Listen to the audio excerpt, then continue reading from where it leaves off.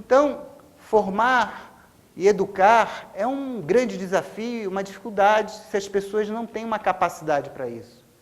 Porque ensinar não é apenas acumular conhecimento, não é apenas saber uma série de datas, fórmulas, não é apenas saber mexer no computador ou falar uma série de línguas. É também ser educado, tolerante e bondoso. E a inteligência tem que se expressar através das ações. Uma pessoa inteligente, ela será bondosa e generosa nas suas ações. Não apenas um técnico proficiente, mas também um amante da natureza.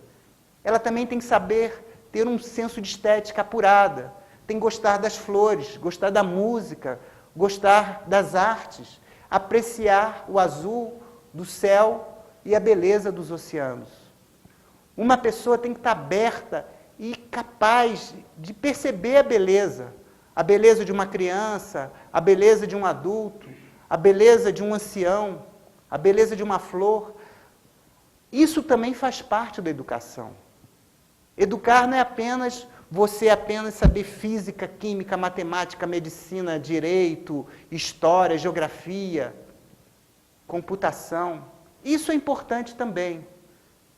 Mas o que adianta você ser um técnico que vai destruir pessoas, que vai construir bombas atômicas, que vai construir armas de guerra? Isso só vai aumentar a destruição. Então a gente tem que saber quais são os nossos valores, quais os valores que queremos despertar nos jovens, quais os valores que são importantes fazer nascer. Você pode ganhar muito dinheiro desenvolvendo armas de destruição, mas isso só vai trazer mais destruição, mais infelicidade.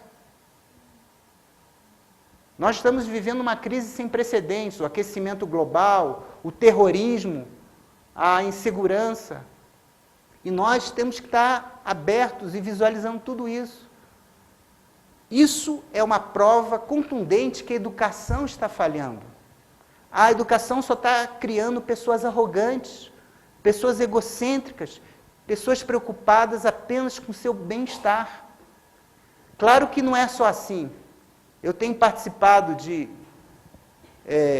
aulas em universidades em que eu percebo que tem pessoas que estão querendo aprender para ser voluntárias, para poder ajudar os outros.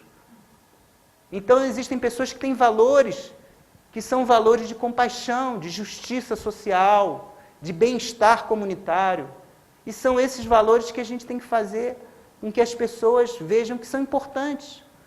Porque apenas pensar em si próprio, apenas pensar no seu próprio grupo, seja ele um grupo religioso, ou um grupo nacionalista, ou seja ele que grupo for, ainda assim é criar divisão, é criar antagonismo, é criar violência. Então a gente tem que criar e estimular que as crianças e os jovens tenham uma visão e uma percepção, uma sensibilidade. Inteligência também é sensibilidade. E essa sensibilidade expressa pelo bom gosto na música, pelo respeito à natureza, pelo respeito aos outros seres humanos, pelo respeito aos animais, pelo respeito à vida em geral. Então a gente precisa de liberdade e não somente de justamento, não simplesmente de conformação a uma sociedade. A gente não pode destruir o interesse de ver e ouvir, a capacidade de olhar e escutar. Então, é importante que a gente construa não apenas inteligências insensíveis e automatizadas, não somente pessoas egocêntricas e isoladas, nos seus dogmas, nas suas crenças, nas visões pessoais, mas pessoas que possam transcender os valores da sua família, da sua comunidade, que possam perceber valores universais, valores eternos, como beleza, bondade, justiça, amor, compaixão, e que todas as pessoas têm direito à vida, todos os seres têm direito a se expressar, e que o bom e o mal, o certo e o errado, às vezes não são exatamente como uma determinada cultura apresenta. Que você pode estar errado, que você pode perceber através da sua própria sensibilidade, e que o errar não significa um pecado, porque muitas vezes as pessoas estão confusas, mas elas podem aprender consigo próprias. E o aprendizado é uma coisa constante. A disciplina vem da palavra discípulo, e discípulo é aquele que sempre está aprendendo. E nas universidades antigas, como por exemplo, as escolas de Pitágoras, as pessoas, no seu primeiro ano, eram obrigadas a ficar em silêncio, para aprender a audição atenta. Por isso que era chamado acusticói. É importantíssimo a gente escutar, ter uma audição plena, uma audição atenta. Muitas vezes a gente não está escutando, porque a nossa mente está tagarelando, ou que a gente está pensando outras coisas, ou a gente está cheio de ideias, cheio de dogmas, cheio de preconceitos, cheio de ideias preconcebidas. Então, é como o Zen fala, não adianta você querer encher uma xícara que já está cheia. Você tem que aprender, muitas vezes, a esvaziar essa xícara. Então, talvez o primeiro processo, antes de acumular, seja aprender a esvaziar. É como aprender a respirar. Antes de você inspirar, você tem que expirar. E é um processo contínuo. E não apenas ficar preso a um determinado movimento. Não adianta você acumular, você também tem que saber libertar. Por exemplo, acumular seria querer só inspirar. Mas depois você tem que soltar o ar também. E esse é o movimento, é o ciclo. As pessoas não podem apenas acumular. As pessoas têm que aprender também a esvaziar. Não só financeiramente, não só os seus armários, mas também a sua mente. Nós temos que nos esvaziar de muitas coisas, de muitos dogmas falsos, crenças falsas, preconceitos, fanatismos, ideias erradas. Uma forma de nós crescermos é aprendermos que, mesmo amando nossos pais, nossos professores, muitas vezes eles estavam errados, eles estavam equivocados, porque eles também receberam uma educação errônea. Isso significa que a gente tem que ter discernimento em saber o que é bom e o que não é bom, aprender a receber o que é correto e também deixar de lado o que é incorreto, o que é danoso, o que é contraditório, o que é falso. E a liberdade com ordem e disciplina não pode ser conquistada através do medo. A disciplina não pode existir num ambiente de medo, de compulsão, de chantagem. Ela só será conquistada através do amor, da compaixão, de um ambiente acolhedor. Não será batendo ou gritando, ou fazendo comparações, porque tudo isso é inútil.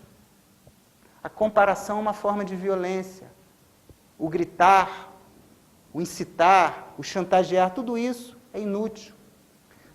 Ameaçar, bater, xingar, gritar, comparar, tudo isso é tão inútil quanto obsoleto. A justiça e a ordem também não podem ser impostas.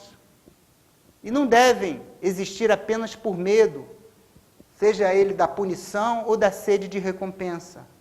Porque isso significa uma submissão a um determinado credo, a uma determinada ideologia.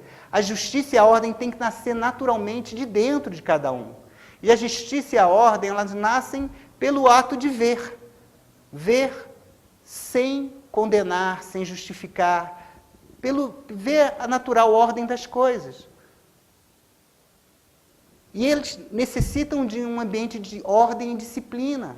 A ordem e a justiça não podem ser impostas, porque isso já não é a ordem, isso é uma ditadura. A gente pode achar que, obrigando as crianças a ficarem quietas, por punirem elas, que elas estão realmente quietas. Elas estão em ebulição, elas estão criando um movimento de revolta. Mas, se você der a elas uma coisa que realmente as interessa, elas vão ficar completamente quietas e voltadas para aquilo. Desde que haja um interesse genuíno, elas vão ficar completamente ligadas e voltadas para aquilo.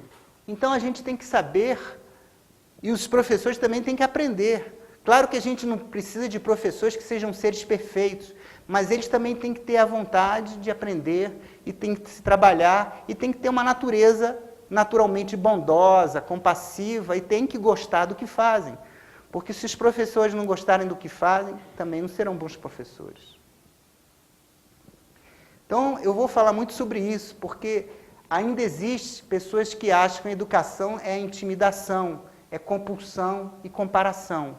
E mesmo as notas escolares, elas são perniciosas, porque são uma forma de você comparar. Esse é um aluno nota 10, esse é um aluno nota 9, esse é um aluno nota 8, esse é um aluno MM, é um aluno SS.